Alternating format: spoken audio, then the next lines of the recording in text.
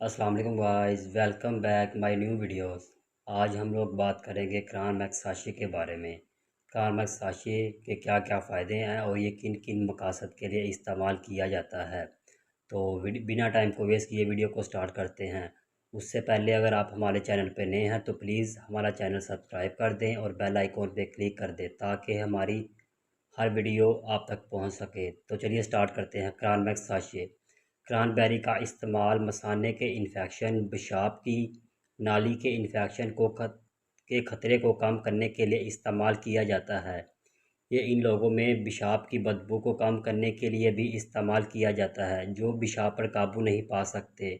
इसके अलावा क्रानमैक्स का इस्तेमाल पेशाब की नाली में शदीद दर्द और पेशाब का बार बार आना तो इसके लिए भी इस्तेमाल किया जाता है।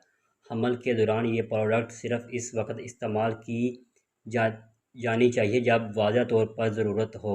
क्रानमैक्स को यूटीआई के इन्फेक्शन के लिए भी इस्तेमाल किया जाता है।